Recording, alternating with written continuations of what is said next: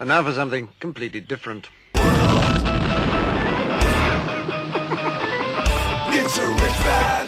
Forget everything you've been told by others before. Get ready for the real deal, the full story. Real talk about money, markets, life. Now, it's The Real Investment Show with Lance Roberts, presented by RIA Advisors. And good morning and welcome to the Hump Day edition of The Real Investment Show. I'm your host, Lance Roberts, as always, kind of plugging through the week here as we get ready to wrap up the month of August. Of course, not much going on right now, but everybody is laser focused on, of course, Jackson Hole. That's the, as we talked about yesterday, that's the annual confab of global central bankers. They all fly in from everywhere around the world. The ECB, the Eurozone, the Bank of Japan, Bank of England, everybody comes in and they all sit around and they discuss how they're going to take over the world and what they're going to do with monetary policy and interest rates, inflation, liquidity, all that. So, right now markets have been kind of just, trading quietly this week. And again, bit of sell-off yesterday. Again, not surprising. We said yesterday morning that futures were pointing higher and that, it was possible that after a couple of days of sell-off, we could have a bit of a rally, but that we didn't expect it to stick. And it didn't. And yesterday we actually closed just a smidge lower. Kind of sloppy trading all day this morning. Futures are pointing down again, but just a little bit. I mean, the S&P is down 2 points, right? So just very quiet trading. Everybody's just kind of waiting now to see what's going to come out of Jackson Hole. And that's really the whole thing here. The markets are clinging, kind of to one meeting to the next from the Fed. And it's kind of interesting if you think about it. We're not talking about economic fundamentals, which were terrible yesterday. The S&P Global Manufacturing and Service Indexes both came in weaker than expected. And importantly, though, the service indicator that was put out by S&P, and remember, the U.S. economy is now 80% services and about 20% manufacturing. That's reversed from where it was back in the 60s and 70s.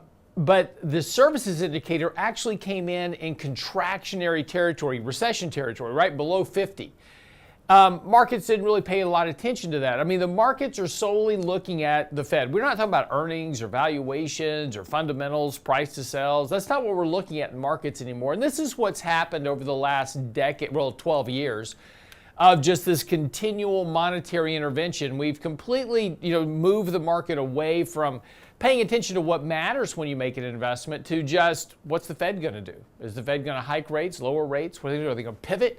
That's the big question. When they come out of this meeting, will they say something different? And the odds are no. Our expectation is right now that when we walk away from the Jackson Hole Summit, we're going to find out exactly what they said in the FOMC minutes, which is, well, we're just going to maintain monetary policy. We're watching incoming data. Our next meeting is in September. We'll monitor the data coming in, and then we'll make our policy decisions based on that. But our focus is still combating inflation for right now. Employment remains strong. Those are going to be the kind of the key words coming out, and the markets will likely rally a little bit on that because, again, it's not a deviation. It didn't get more hawkish or more dovish, but the thing that the markets are really looking for here is the Fed going to get more aggressive about their fight on inflation, right? Inflation's still high. And one of the big concerns with inflation is that it may not come down as rapidly as, we hope, right? Everybody's kind of hoping for a big reversal in inflation. And while inflation will come down, we will have disinflation this year, right? So the rate of inflation will come down, particularly as we head into early 2023. Because the year-over-year comparisons are getting more difficult. But wages aren't coming down. And wages are a cost input into businesses. And of course, businesses have to hike prices in order to compensate for higher wages. Those get passed on to consumers. So we may very well see a more persistent rate of inflation, shall we say. In other words, it won't come down as fast as people expect it will come down, but that's going to keep the Fed focused on fighting inflation. And one of the things that we talked about recently, and again, if you take a look at financial conditions as an example, financial conditions have actually been getting much easier over the course of the last month or so with this rally. And again, as this market rallied very sharply, credit yield spreads declined. We talked about that yesterday a little bit as well. And that's given the Fed plenty of room here to continue being aggressive and continue to kind of talk the hawkish talk at the moment. There's nothing, the markets aren't giving the Fed any reason to be concerned. High yields not blowing up. Yields on high yield bonds have actually been coming down again. But again, nothing out here really to worry. Now, the one thing that will worry the Fed is the housing market. And we'll talk about this today. Survey was out yesterday. 76% of home buyers regret their home buying decision over the last couple of years, right? What's the biggest reason? They paid too much for their house. They didn't inspect it enough. They bought houses unseen. They did all the things that you shouldn't do when buying a house, but there was such a demand because of the media, right? Talking about this housing problem, right? We got a housing shortage. I wrote an article back in 2021 talking about there is no such thing as a housing shortage. There never is. There's always plenty of houses for sale, and at some point prices get to a level to where people go, you know what, I just really shouldn't pass this up, and they put their house for sale. And then when the prices do start to come down, people that were thinking about selling their house, they go, I'm going to sell my house, and houses just kind of flood the market. Well, also at the same time, buyers disappear, right? They don't want to buy them. So now you have this big inventory surge of houses. That's what's happening right now. And of course, that surge of inventory is going to cause prices to fall. And we're just now starting kind of the early innings of a potential housing recession here. So again, the one thing that really could kind of concern the Fed is the housing market because it's such a big component of the overall economy. And it's one of those things in the economy that has a very big multiplier effect. And a multiplier effect is, how much does a dollar get multiplied in the economy by activity? So for instance, if Brent is an Uber driver and I pay him to drive me somewhere, okay, I give him $1, he drives me, then he spends his dollar on gas or maybe a snack, right? But it's a very limited follow through of where that dollar goes in the economy. However, if I build a house, as an example, it's not just paying the contractors to build the house and the commodities to build the house, but then, the architects, the engineers that designed it, all the real estate agents that are involved, the lawyers that are involved for the buy and the sell of the house, the permitting, the acquisition of the materials, then of course all the furniture and the fixtures, everything else that goes into the house on top of just the construction of the house.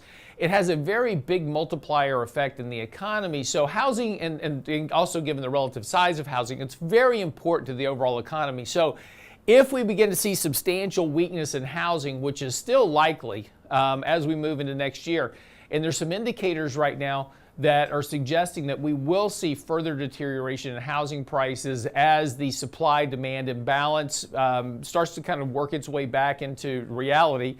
And then also just the fact that people are contracting back from buying houses is going to cause housing prices to drop. Mortgage demand is down, obviously, because people aren't going to, refinance a house for certain at a higher price. And right now with mortgage prices up, as we've talked about before, one of the things about mortgage rates are when they go up, people, first of all, they can't afford to buy the house that they wanted to buy, right? Because now the monthly payment, that's just one thing. People buy payments, they don't buy houses.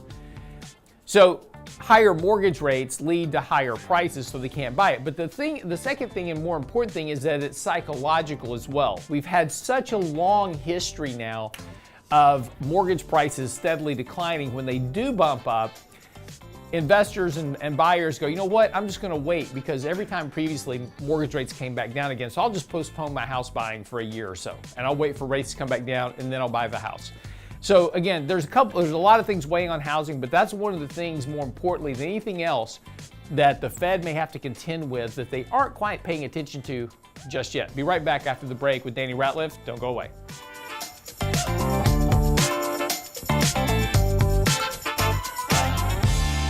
Get daily investment news you can use, delivered at the speed of the internet at realinvestmentadvice.com. Hi, Lance Roberts here. If you're like most people, your 401k plan represents the bulk of your retirement assets, and unfortunately for many, managing your 401k plan can be difficult. There's so many choices, so many things to consider. With just a quick email, a couple of questions, you can put RIA advisors to work for you managing your 401k plan. Get started right now at the website, realinvestmentadvice.com, or simply call our toll-free number, 855-RIA-PLAN, or again, simply online at realinvestmentadvice.com. Health and financial security touches everyone within your organization. Offering benefits for all doesn't need to be complicated. Hi, I'm Tom Allen, Senior Benefits Consultant at RIA Advisors. RIA Benefits provides independent expertise to find solutions that speak to the mission of your business, the culture you want to establish, and the budget you are able to work within. Book a free consultation with me at realinvestmentadvice.com/retirement, and we'll find a solution that takes care of your most important asset, your people. realinvestmentadvice.com/retirement, realinvestmentadvice.com. Could your job still be at risk? A new normal can still include new obstacles.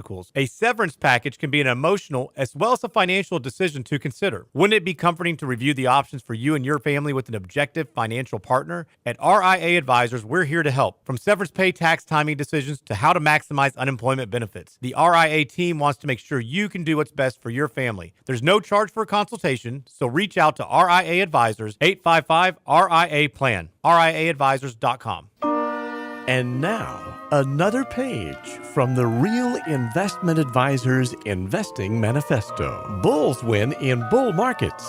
Bears win in bear markets. Eagles soar above and take advantage of opportunity. Let us help you soar as you reach your financial goals with RIA Advisors. Neither bull nor bear. RIA Advisors, 281-501-1791 or online at realinvestmentadvice.com. The Real Investment Show.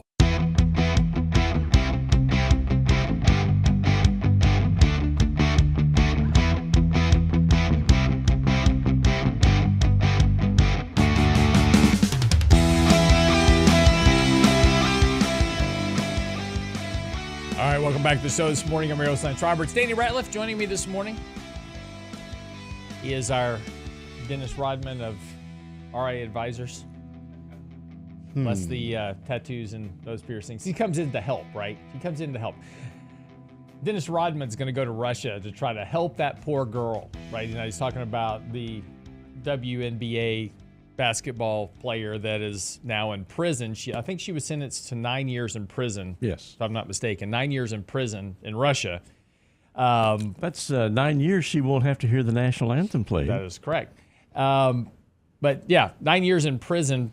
Apparently, she says that, if you don't know the whole story, and again, I haven't dug into all the legal ramifications of all this, but she had CBD oils, which are illegal in Russia, and she was basically charged with drug smuggling.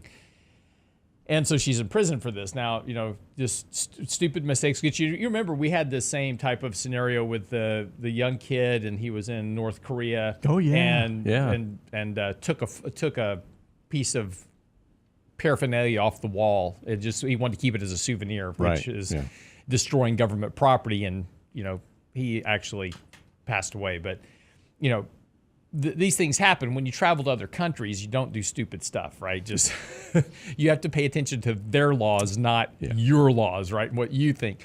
But anyway, Dennis Rodman says he's going to go help that poor girl. Stay away. Russia is not one of those places that you want to mess with. And if you want to make things potentially worse for her, go over there and start telling Vladimir Putin what he needs to do, right? They will not be humored by Dennis Rodman. Well, a little bit different. Kim Jong-un is probably, those guys were going out drinking beers, having a good time. Yeah. I don't think he's going to go to Russia and do the same thing. Exactly. So just, there's some things, and they're working on a prisoner swap too. Leave it alone. Yeah. Leave it alone. Don't mess stuff up. What does that say, though, for people here in the States that are in prison for similar type of crimes? Right. Does it not matter? Was it CBD oil or was it more? I mean, I don't know the whole story behind it. I don't know all the details of it. And it was enough to get her arrested. Yeah. So. And again, this happened, and by the way, this happened just as the Russia-Ukraine war was kind of kicking off, and so part of the theories is that this is part political as well. So it's always political. It's always political, but yeah, absolutely. Anyway, just Dennis Rodman. I'm going to Russia to help that girl. So we'll see. Anyway, he apparently met Vladimir Putin back in 2014 and said, he's actually pretty cool. So that's what Dennis Rodman says. So interesting. So I'm not sure maybe what they'll have a rapport. Just consider the source. Oh man, I'm not sure what that reference means really now, but I'll take it. I go to help people. King of defense, rebounds. I can handle that. Exactly. Until you blow your knee out. It's too late for that. Speaking of helping people, Joe Biden now wants to help people again. And he is set to sign this week a potential bill, I guess, or executive order. Not sure exactly how they're going to approach this because, this has to do with government debt, but to forgive $10,000 in student loan debt. Now, this was a huge campaign promise by the Biden administration, and they have done nothing with this. And of course, with midterm elections right around the corner, they really need to go to the table in elections and say, see, we forgave $10,000 of your student loan debt. Aren't we great, right? We did what we said we were going to do. Now, this is going to affect households of $125,000 or less. And again, one of the things that nobody's talking about, and the last time I checked, debt forgiveness is a taxable event. Is that right, Danny? Or do you know for sure? I'm not sure on that. I believe it is. I believe it is a taxable event, though. Yeah. Historically, when that has occurred, typically you're going to get a 1099. Yeah. That'll be fun. Yeah, but hey, you know what? Tax on 10,000 versus 10,000, right? Which is better. Yeah, absolutely. Right? So, but I think there's a lot of people, considering we've talked about before, people don't have money to meet, obligations. All of a sudden, if this becomes a taxable event, because it is debt forgiveness. So basically, you've been given $10,000 and then you get a tax bill that you can't pay. I'm sure people are going to be just as upset. It's like, what, you forgave my debt? Yay! I got taxes? No. Right? So but the election will be passed by that time. This is true. And then we'll just forgive the taxes, right? Well, sure. Well, sure. No.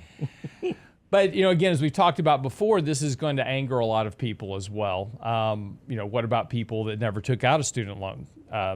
To pay for college? Or what if people looked at the cost of college and said, I can't afford to go, and they didn't go to college because they didn't want to take out the debt, they were being responsible, whatever, and they didn't go. So what about those people? And then what about the people that paid back their student loan debt? Do they get a refund of $10,000, right? So, and then again, the question, really kind of going forward, Danny, is that if you're going to forgive debt for this group of people, what about the next group? My son and daughter are just going to college. They're going to take out student loans. Are they going to get $10,000 of student loan forgiveness?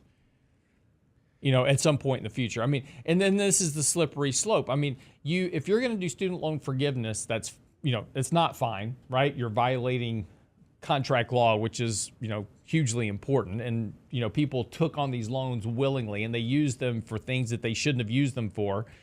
Because there's no real restrictions, and there's plenty of stories about student loan debt being used for trips to Cabo and parties and new cars and spring break and all kinds of stuff that had nothing to do with college. So, it's great we're going to forgive this $10,000, but you technically need to shut the loan program down now, right? So no more loans from this point forward. We're going to forgive $10,000 of student loan debt to everybody that has a student loan. Okay, but there's no more student loan program run by the government. It's got to go back to the banks. It has to go back to the banks. Yeah. There's no way they can continue to go down the slippery slope. I mean, there's $1.75 trillion in student loan debt. 92% of that is held by the federal government. And this is why we're in this dilemma. It makes the problem even worse. You read the headlines, you see the clips on the news, and you have all these people out there protesting to get their student loan debt wiped, their slate wiped clean. It's like, go to work. Yeah. Hold on now. You could be working to pay these things back. You're worried about this, but you're spending your time in other ways. I mean, that's a whole nother problem. But the loan, we've had a loan moratorium as it is right now. Yeah, and that's the whole rush for this, because that ends. I just want to give everybody a quick little history on student loans, by the way, because it's incredibly important as to whose responsibility this all is. Student loans actually started in 1958. From 1958 to 2008, student loans were only $500 billion, right? Over that whole time, we went from zero student loans to $500 billion in student loans in 2008. In 2008, the Obama administration said, we're going to take over the student loan program. The reason that Danny says 92% of student loans are now government loans is because the government took over the entire student loan program in 2008, 2009. In just 12 years, student loan debt went from $500 billion to $1.75 trillion versus $500 billion from 1958. So it just goes to tell you that once the government got involved in this, and everybody goes, well, why is college so damn expensive, right? The rent's too damn high. It's because the government took it over. And as soon as the government took it over and said, hey, it's like Oprah Winfrey. Everybody gets a student loan. You want a student loan? You get one, right? Danny wants a student loan. He can have one. And you can use it for whatever you want. Nobody's really going to check. And this is the problem with student loans in general, is that once the government took it over, it just became a free-for-all. And this is why colleges went, does governments have student loans now? Okay, tuition. And they kept raising tuition. Student loan debt would go up. Government would give people more student loans. Nobody was checking credit quality, ability to repay it, nothing like that. But this is the problem, is that we took a system that was run by banks where people had to qualify for loans, they had to get cosigners, et cetera, and that limited the run of student loan debt and what it was used for, which kept college tuition in check until the government took it over. And now that we've opened up Pandora's box, the solution here of $1.75 trillion is to give people a $10,000 gift to try to get votes. Well, this may backfire. I mean, think about the guys that did not go to college and went out and bought the work tools, that bought the work truck, that did these things that maybe look and feel a little bit different than going and getting student loan debt. Yep. What happens to them? Nothing. And what happens to everybody else that paid already? That's the part that's frustrating too. And then you're putting the burden back on the taxpayers. So look, if I sign on the line, I don't expect somebody else to go pay my debt. I think this is the whole problem. I'm going to put it in air quotes, this generation, because the generation I grew up in and Brent grew up in is, if you took out a loan, that's that's a moral obligation, and you pay it off. Correct. Right? This generation is what are you going to give me for free? And there is no responsibility. And it's interesting too. There's even take a look at employment. The younger generation, they're job hoppers, right? There's no loyalty to the company they work for. When my dad was growing up and when I was growing up, you worked for an employer, you were loyal to the company, and you went, did your job, and you stayed there for a very long time. And that was just the way things were. But, over the last, 30, 40 years, that loyalty, those moral obligations, those things that kind of drove that greatest generation group of people no longer exist. And so now we're into these problems to where now it's like, you're going to give me something for free, great. And now you get inflation. You don't like inflation, but this is the payback for free money in the bank. But this is also inflationary. Yeah, and it is inflationary.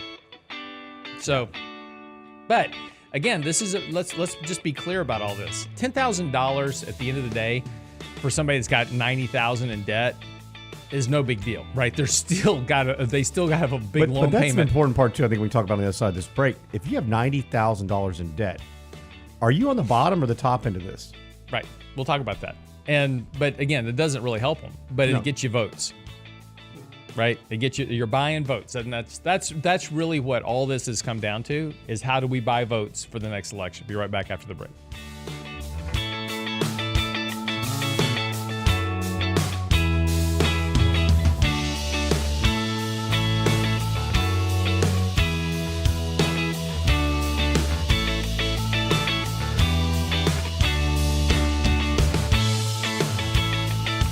The Real Investment Advice blog. It's required reading for the informed investor. Catch it today at realinvestmentadvice.com.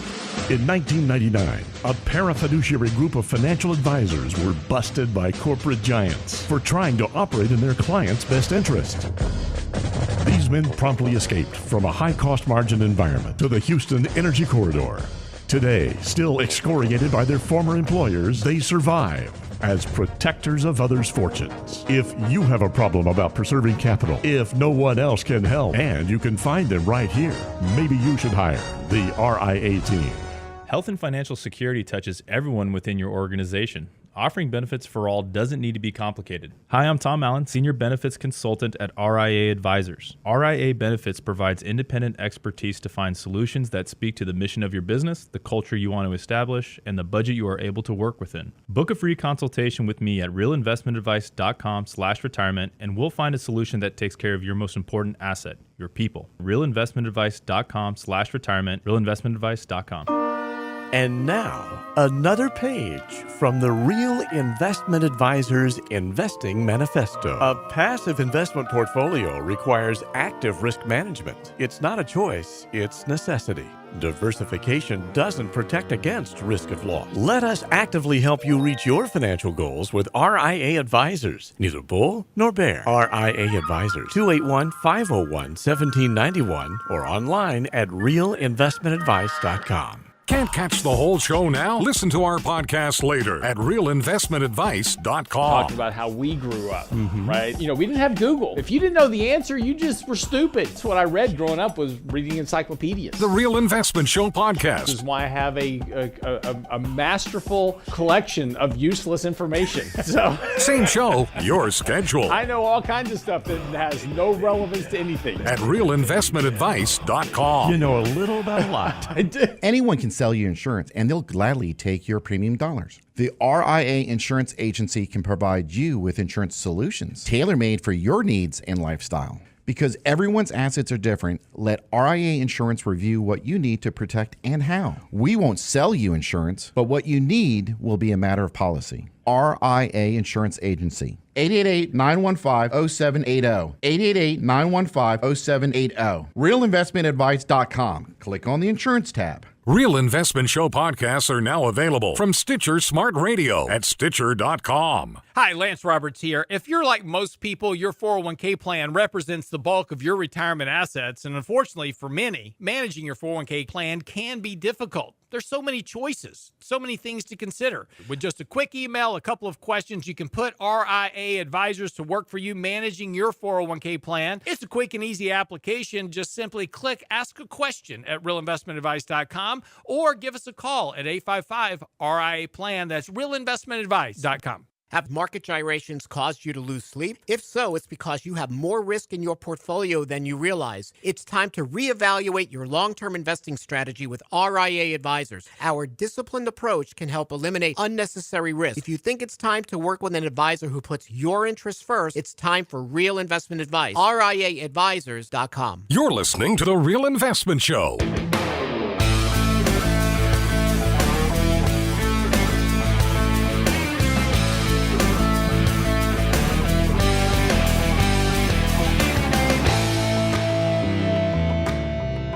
And welcome back to the show this morning. So just talking a little bit about student loan debt forgiveness, and it's interesting. Wall Street Journal out this morning talking about it.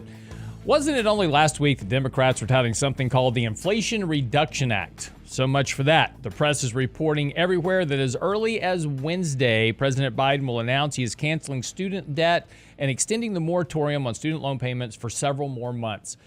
Now, what does that have to do with the Inflation Reduction Act? Remember, the Inflation Reduction Act was to do a couple of things. One is to put a lot of money into the fight for climate change, but it was supposed to reduce the debt and deficit over the course of the next 10 years by some $300 billion, right? So it was going to help start, putting us back onto a better track of financial stability. Well, this student loan moratorium forgiveness combo is an Inflation Expansion Act. The report says that Mr. Biden will cancel $10,000 in debt for borrowers making $125,000 or less a year. So what does that cost, right? That's the question. What exactly out of $1.75 trillion, what are we talking about here? That's going to cost about $300 billion this year and about $330 billion over the next 10 years for the federal government. And of course, that's according to Penn Wharton in their budget model. And that's far more than the $102 billion the Inflation Reduction Act purportedly reduces the deficit over 10 years. So about 70% of the loan relief is going to go to borrowers in the top 60% of the income distribution. So there's the other problem there too, right? Danny, is that, here we are supposed to, we're supposed to help these people that, are struggling to get by and can't make ends meet, et cetera.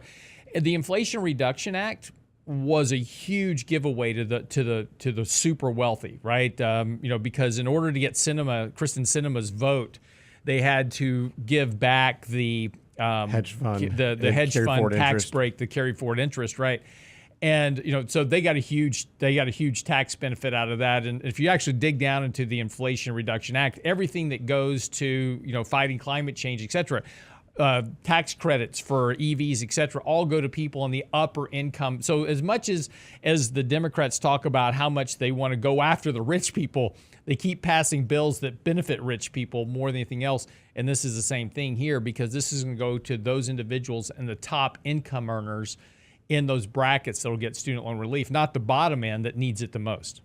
Well, the bottom end that needs it the most is likely somebody that maybe didn't graduate or racked up debt, couldn't quite finish, needed to go work. Undergraduates, if you look at the stats and numbers, so the average federal student loan debt's $37,000, but the average debt for a graduate student is $189,000. So let's put that in perspective: $189,000, but the average debt of somebody who's going to receive this $10,000 is $99,000. Yeah. So where does that put them? This is somebody who's been a career student, went back, has continued to go. And look, everybody's got to go their own path. And I'm not going to, the idea of somebody actually going back and bettering themselves, I don't think it's a bad thing. But what we talked about is all those times that people went back with degrees where you couldn't make any money. Now they're upset because, I have to pay this back. Yeah. So that's where the problem is. And then now everybody else is, and then it goes to, things we discussed earlier. What happens to the people that have already paid? On YouTube, somebody's mentioned, hey, I want that money back. I said, heck yeah, with interest. Right. Well, I mean, and this is a slippery slope as well. If you're going to forgive student loans just because, it's just you want to forgive student loans, what about my auto loans? What about my housing mortgage? What about, my credit card debt? If you want to help me, and again, this goes right back to, this is just another way to send checks to household. And by the way, President Biden has no legal authority to do this, right? So he's going to try to do this through an executive order. So it's going to be a issue that will probably come down to the battle back in Congress between the Senate and the House. We'll see what happens here. But technically, the president doesn't have legal authority to forgive legal loan obligations. And these are legal binding contracts between individuals and the government. And again, this goes back to contract law, which for the foundation of capitalism and for the foundation of any strong economy, you've got to have strong contract law. And the one thing that we talked about before, what has made the experiment of capitalism in America so successful has been the rule of law. And that is that contract law binding, which is, if I enter into a contract with Danny to do business, right? I'm a manufacturer in Europe and I'm sending product to Danny. Danny signs a contract with me that says he'll pay me for this product, and I send the product to Danny and Danny doesn't pay me. I have legal recourse in the U.S. courts to get paid. And that support for that contract law is what makes doing business with America so beneficial versus other countries. If you're doing business in China or Russia or some other country like that, North Korea, and they decide not to pay you, what are you going to do about it, right? There's no rule of law. It's whatever the dictator says happens to be, his fancy that day. So rule of law, very, very important. And so when you do things like forgive people's mortgages back during 2008, or start to, break contract law and just give people, forgive people debt, that undermines that rule of law. If I'm a lender, why would I want to loan Danny money if I knew there was a risk that at some point the government would step in and say, Danny, you don't have to pay Lance back, right? So why would I loan Danny money? This increases interest rates over time because I now have interest rate risk. And this will obviously also impact inflation. Well, and this is the problem was, look, it's not meant to be a political discussion. It's more or less meant to be, look, this is inflationary. Yeah. This is an issue with contract law, like you mentioned, Lance. I mean, look at Bed Bath & Beyond. We've talked about that. They finally evidently shored up some financing, but their suppliers didn't even want to give them goods because they thought like they were going to go out of business. And there is contract law, which, you file bankruptcy, they may be able to get out of some of that. So there's some issues that are bigger than what this is, and it just really points to, is this an Inflation Reduction Act, the previous act? Is that really the biggest concern? And what does this do to the welfare of college and students? And what are expectations moving forward, Lance? Where does that go? Right. Well, no, it's going to be, well, you forgave 10,000. How about 20? How about 30? How about just not paying it back at all? That's where we're going to get to. But again, and again, look, if you're going to forgive 10,000, forgive it all. But then you have to shut the loan program down. Nobody else gets it. Well, they just need to shut it down already. Well, we've seen this in any time the government's taken over any type of private industry. It has not gone well. No, it never does.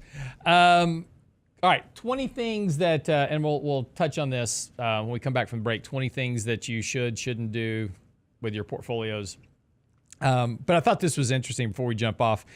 A new study, and I've been talking about wanting to get to this for the last couple of days, and we have 4 minutes, so it'll be you finally made it. It's going to be the slimmed down version of my rant. Study claims that more kids are fat and unhealthy because of global warming. A study published in the journal Temperature has claimed that there's a correlation between rising temperatures and children becoming fatter and more unhealthy. The reason is apparently it's too hot outside to go and play, versus the reality, which is there's a very high correlation for a lot of things in our country right now that have nothing to do with, climate change, but more of the fact that it has to do everything with social media and with technology. And if you take a look at where the rise in obesity really started to occur was about the time that iPads and iPhones and all those things came to prevalence. And instead of sending our kids out to play, they now sit inside all day and play video games and are watching their phones and doing other stuff rather than exercising. Really has, because when Danny was growing up, when I'm growing up, it didn't matter how freaking hot it was outside. We were all outside riding bikes because there was nothing else to do. That's right. And most of the time your parents were going, get the hell out of the house, right? Because you're driving me crazy. Don't come home till the street light comes on. That was it. It didn't matter how hot it was. And it was hot back then, and it's still hot today. And that's why you drank boiling hot water out of a garden hose. But that's the way it was. But ever since the rise of social media, and again, there's high correlations between the rise in social media and mass shootings. There's a rise between social media and gun violence, a rise between, social media and technology and this integration of video games and everything in the households, and now obesity. And this has been going on for, decades. And, the simple excuse is instead of getting off your butt and going outside and play, it's like, oh, here's an iPhone. Instead of parents that, when you get under the parent's skin, right? Instead of saying, go outside and play, they go, here's an iPhone, go play, right? Or you go to dinner Yeah. But it goes far beyond that. It's also, I think, parents getting lazy. It's a lot easier to just say, hey, here's the iPad. Yeah. You don't have to go outside and play with your kid. Don't worry about it. Don't talk to anybody. And, furthermore, look at what people eat. Go through the grocery store. Oh, right. Sorry, guys. It's true. It is. We wonder why kids are obese. Because you feed them a bunch of crap. Yeah. Well, look, the military right now is having a very difficult time recruiting people because they can't find people that can pass the fitness qualifications. And this is that 18 and under bracket. Who are the people that apply for the military? You're 18, 19, 20 years old when you go to apply for the military. So you take a look at that bracket of time, 18 years, where, these kids were basically raised on, soy lattes and iPhones, and they can't pass a fitness qualification. Hey, I see it. The temptation is real because I know, my kids, they see what their friends do. I just want to veg out. I just want to go, I'm like, no. No, absolutely not. They'll thank you later. Yeah, no, they're busy enough. Yeah. My kids, complained to me all the time that I was making them, play football, go run track, get out of the house. And yeah. Oh, yeah. Ours are busy. It'd be easier to hand them the iPad and say, yeah, exactly. Have at it, but yeah. All right, quick break. We'll be back. 20 things you should or shouldn't do or maybe possibly did do with your portfolio. We'll come back with that right after the break.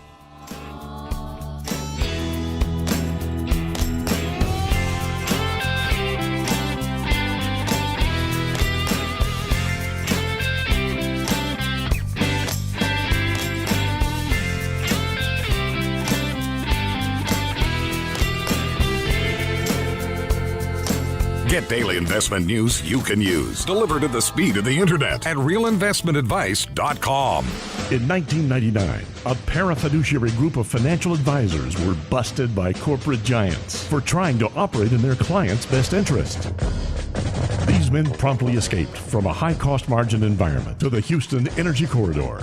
Today, still excoriated by their former employers, they survive as protectors of others' fortunes. If you have a problem about preserving capital, if no one else can help, and you can find them right here, maybe you should hire the RIA team. Hi, Lance Roberts here. If you're like most people, your 401k plan represents the bulk of your retirement assets, and unfortunately for many, managing your 401k plan can be difficult. There's so many choices, so many things to consider. With just a quick email, a couple of questions, you can put RIA advisors to work for you managing your 401k plan. Get started right now at the website, realinvestmentadvice.com, or simply call our toll-free number, 855-RIA-PLAN at realinvestmentadvice.com. Health and financial security touches everyone within your organization. Offering benefits for all doesn't need to be complicated. Hi, I'm Tom Allen, Senior Benefits Consultant at RIA Advisors. RIA Benefits provides independent expertise to find solutions that speak to the mission of your business, the culture you want to establish, and the budget you are able to work within. Book a free consultation with me at realinvestmentadvice.com/retirement, and we'll find a solution that takes care of your most important asset,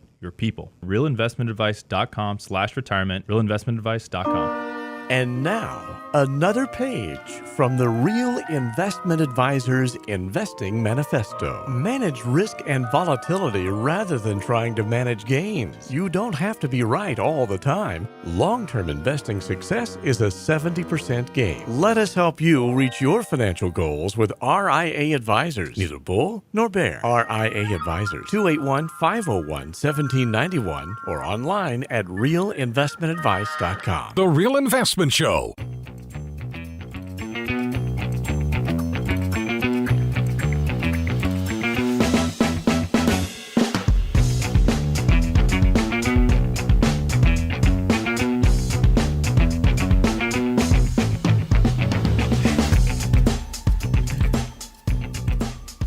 And welcome back to the show this morning. Just the insanity of stuff. Iceland launches buy now, pay later scheme, allowing customers to take out interest-free loans to help families through the cost of living crisis. You want more inflation? There you go. Cost of living brought to you by inflation. Let's make more of it. And it's not just Iceland, Britain. I mean, many other places are starting to do the same thing. Yeah, then Alaska is giving checks to people. California, elsewhere. You know, the very thing that's creating the inflation. It's all these are mismanaged fiscal policy. Exactly. And so let's do more of that to help people through the inflationary times by creating more inflation. They're just, yeah. Anyway, 20 ideas for adjusting your stock and bond portfolio. So, you know, this was another kind of article in the Wall Street Journal that was interesting. This was out a couple of weeks ago, back on August the 7th. And we were supposed to try to get to this, I think, last week, and we didn't get around to it. But you know, this is, you know, kind of interesting because, you know, everybody's always got advice for managing your portfolio and doing things. And so here's 20 things for adjusting your portfolio. And it's interesting because a lot of these things are contradictory to each other. So which one are you supposed to do, right? What do you, if two things contradict, which one do you do? Just throwing spaghetti against the wall, like, hey, well, you know. Right. Well, and that's the frustrating thing is when you look at this is that do you just take what you think feels good or maybe the easiest thing to do out of this? Mm-hmm. Or do you actually like, hey, here's a really good idea. Here's why you should do this. And then don't contradict yourself 2 lines later. Right. But I think a lot of these, there's some good things and there's some bad things associated with this article. And I think that if you went and Googled it, you'd probably think the same. But, you know, one of the things says, don't lock in losses. And I think that this is a problem. And now, I can understand where somebody goes all in or all out and they say, you know what, and they lock in losses. But, hey, there may be times I want to have some losses because I want to carry these forward for future. Well, or what if it's a terrible investment? I was going to say that's the, you know, this is one of the big fallacies of investing, which is, well, you don't really lose money until you lock in losses, until you sell something, right? Now it's a loss. No, it's a loss. The value of your portfolio is the value of your portfolio every single day. So if you're losing money, that's the value of your portfolio. Yes, you haven't realized it yet, but you've still lost money. That it is what it is every second of every day. That's the value of your portfolio. So this whole idea that it's not real until you sell it is completely crap. And to Danny, to your point, which is, you know, if you've made a bad investment, right? You've bought the wrong stock. You made the wrong investment. Whatever you did wrong, not fixing it doesn't make it just magically disappear. And all you're doing now is just hoping that you're going to get back to even at some point, maybe, and you can get out of the position at a higher price. But what opportunity cost have you given up in the meantime if you would have sold that loser stock and bought something else that went up in value during that same period of time? Well, and it could have been a good investment at one point. And so the other aspect that we see is that somebody may anchor to that high water mark, and then they say, hey, I can't sell this until it gets back to here. Well, a good investment can turn into a bad investment quickly. And the problem is, what if it never gets back? So I always tell people, okay, we're taking a cross-country trip, and we're in a car that's just not running well. What are we doing? We're going to stop, we're going to get it fixed, or we're going to go find another one. So you're going to go rent another car, go rent another position, and you may be much better off. Well, look, there's some great examples right now. Zoom, Peloton, right? If you bought those at the highs or near the highs, those stocks are not going back to where they were. They were so overvalued relative to Peloton is never going back to where it was. You'll be lucky if that company's in existence in 10 years. A bike maker is a stupid investment. Right? Because people's trends change. Somebody else is going to come out with some better bike, and then everybody's going to go buy that one versus Peloton. It's just, and Peloton even today is overvalued. So, there are some stocks that they ran up during the boom. They've gone down. They're never coming. You can hold that for the next 50 years, and you're not ever going to get back to even, right? But then, to Danny's point, what else have you given up? Let's go to another one, though. The rule of 120. I love this one. The rule of 120 says you take 120 minus your age. Now, I really don't understand where the hell 120 came from. It's kind of an arbitrary number. It's like, it is. Why not 150? Or well, they've used 100 used to be the number for years. Now they're saying 120. Why? Because they're trying to push people into stocks. There you go. So that's exactly my point. So 120 minus your age. So I'm, I'm not going to tell you how old I am, but I'm 60. Almost. Not quite there yet. Pushing on it, though. Time. Knocking the door. You are getting old. But 120 minus 60 says I should have 60% of my money in stocks. That has no relevance to anything, right? How much money I have invested in equities versus fixed income depends solely on what the risk is in the markets and what the markets are doing. And this whole idea that I need to have more or less money invested in equities because of my age has nothing to do with reality.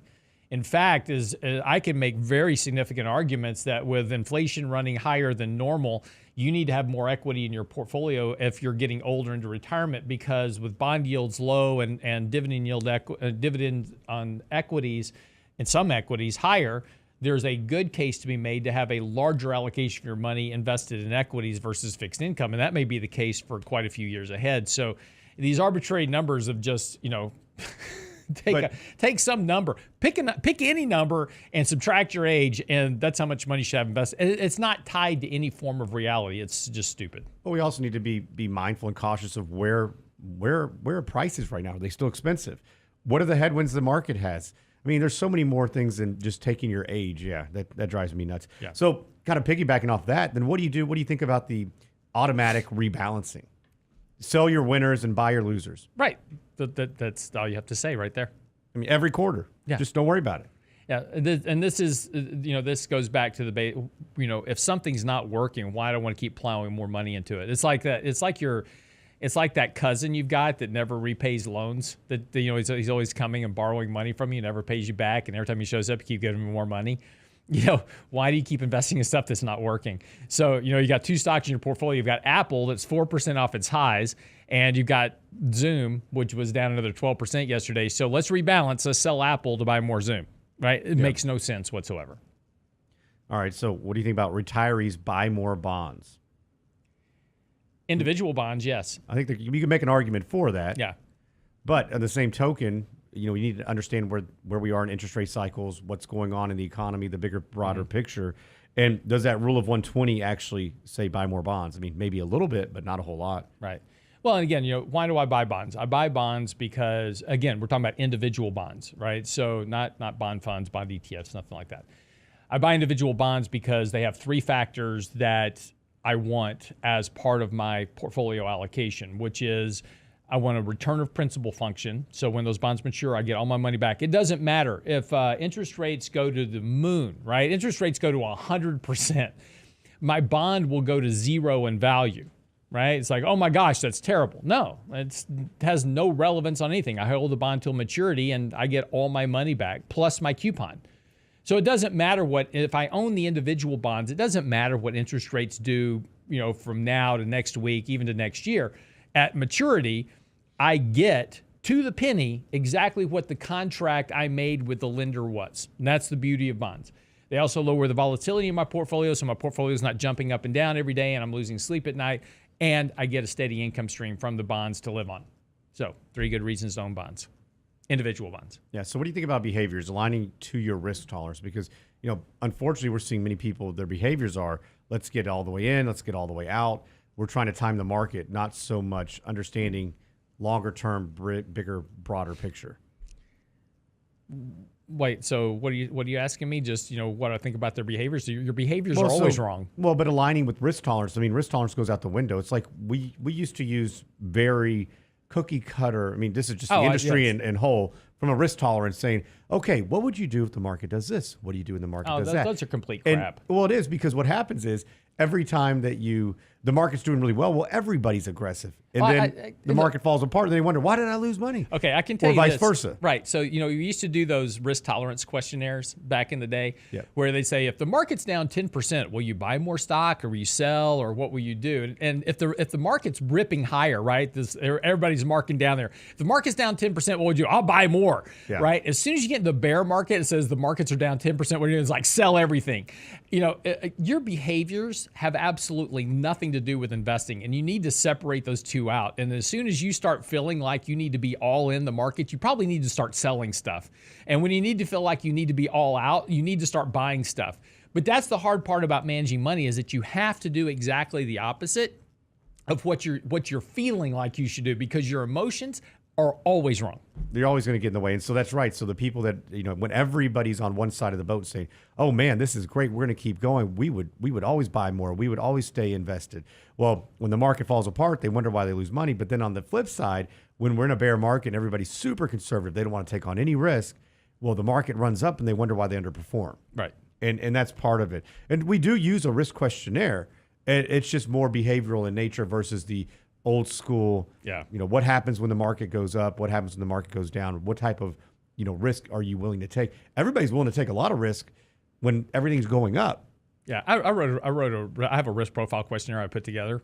That I've been wanting to launch for clients, which is questions like, if you jumped out of an airplane without a parachute, would you do it? Yeah. Would you feel safe driving down a Pacific Highway on the coast with no guardrails? Exactly. Yeah. Those are your real questions about risk. And if you're answering no to those will tell you a lot about what you need to do with your portfolio. Anyway, wrap up today. Danny, thank you so much. We covered a lot today. Student loan debt, fat kids, and things you shouldn't do with your money. Well, that's right. Man, did I tell you I got hit in the head by a book last night? No.